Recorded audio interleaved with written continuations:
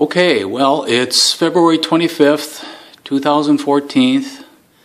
It is happens to be my 60th birthday today, and I'm out in the shop working on my Ford 2N tractor.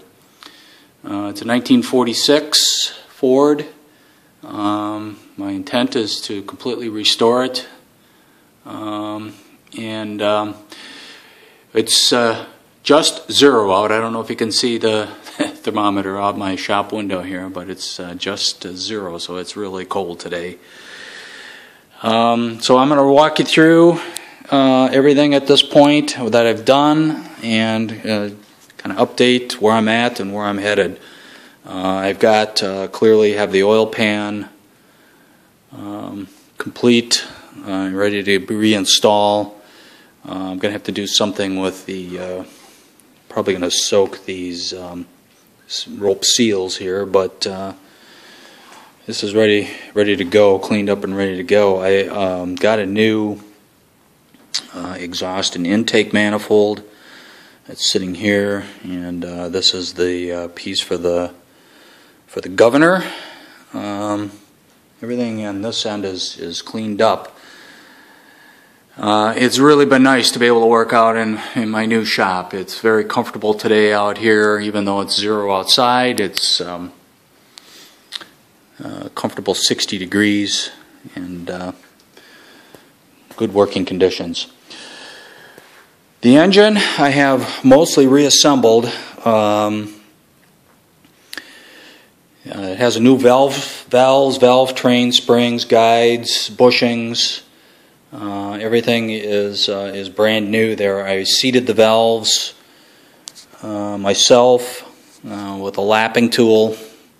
I adapted it to a drill and just carefully lapped everything. I thought the valve seats on this particular block were okay, and I decided I didn't really want to take it in. I didn't deck the head either, and there's a couple of reasons for that, which I'll get into. I just decked it with a block sander, a long block sander that I had that I used when I was working on the boat. New sleeves, new pistons. Sleeves weren't the most fun part of the project. They came out, as you might expect, kind of hard, but they came out, and the new ones went back in. The front end, actually, the cover, I just have the timing gear cover just sitting on there right now. I'm gonna have to take that off. I'll get that bolted on, and that's pretty much ready to go. This particular block, and I knew this when I bought the tractor, had a crack in it that had been repaired, had been welded, and it looked to me like the repair was done quite well. So I've been trying to kind of play around with figuring out how I can disguise that. I'd like it to look like it hasn't been fixed. And I used some epoxy on it the other day and just primed it just to see what it looked like. I cleaned up the weld, put epoxy over it, and sanded it down, and just kind of wanted to see what it looked like. Actually, I think when I'm done, I'm going to have to feather the edges a little bit more, but I think when I'm done, it's going to look pretty decent. I'm not real concerned about that. I think it's just fine.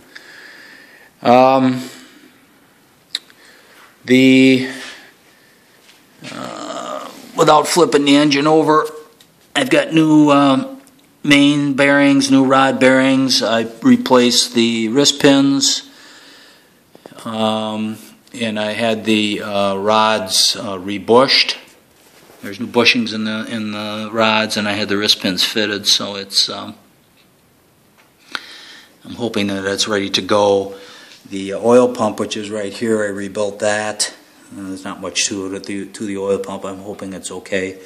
The crank was turned to 10 under, and my bearings are, of course, 10 over, and everything has been checked with Plastigauge and recorded, and everything appears to be in tolerance. The one thing I had to do was I decided to get a new camshaft.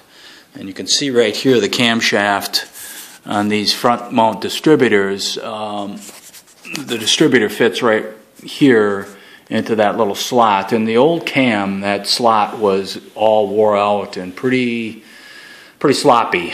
And I decided to make a decision to get a different cam and put it in here. I did check the clearances on the journals of the cam. Everything seems to be fine with this new cam, and I think it's going to be okay. I'm going to be a lot more happy with that and a little more comfortable. As long as I had it apart, I guess I didn't really. I thought that was a small investment. The cam's not that expensive, so I decided to do that. The rest of the tractor will be the next project. Actually, first I'm going to finish up here. I'm waiting for some connecting rod bolt nuts. Actually, the connecting rod nuts. They're Castle nuts that get a cotter pin through them, and I don't trust them. They've been on and off several times, and now I've taken them on and off to Plastigauge the clearances on the rod bearings, and so I decided that it would be better to get new nuts. Some of them don't feel like I can really get them torqued down to where they got to go, and it'd be safe. So I ordered some new nuts. I'm hoping they'll be here next week. They're not easy to find, but I did find a source for them. So that's going to be my next project, and then I can finally get the oil pan on and button it up. The rest of the tractor will be the next project. You can see here in the front, I have taken out the throwout bearing, the release bearing for the clutch. I removed that, and actually I bought a new clutch and new pressure plate and a throwout bearing, and I'm replacing that. And what you're really looking at here is the Sherman high-low transmission. This particular tractor came with that, which is nice because it's really only a 3-speed tractor without 3-speed transmission with the Sherman in it. So the Sherman actually gives you 6 more speeds, both high and low. I'm not sure exactly what I want to do with this yet. I've been looking at it, and this could be a project. The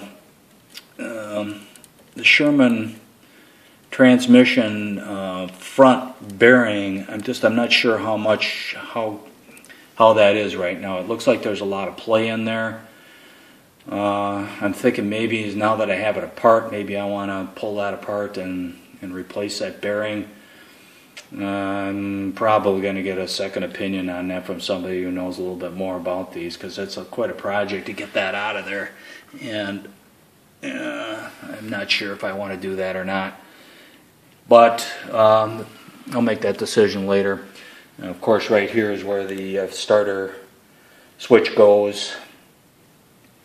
All of this is coming off here. That's probably my next project, is to pull the rest of the dashboard apart and start cleaning up these parts. I ended up buying a new seat because the original seat was all rusted out. Fenders are coming off, and I'll do the body work on that. Fix them up, and they'll be repainted. I'm going to have to pull the axles off because I've got a leak down here. And this is a common area where they start the leak. In fact, you can see some fluid on the floor, even though this is already emptied out. These areas right here, forget what they call them. They're like pivot blocks or whatever for the 3-point hitch. They've got a gasket and a castellated nut that's behind them that holds that on. Those nuts need to be torqued back down, and a new gasket needs to be put on that. So I'm assuming that the only way to get at them is to pull the axles off. And as well as I have the axles off, I'll replace the brakes and check the seals, and go from there. The tires on this tractor aren't the greatest. I would like to replace them. I got a quote on them. I think I can get some new tires for it, and we'll see how it goes from there. Also, my plan is to at some point put,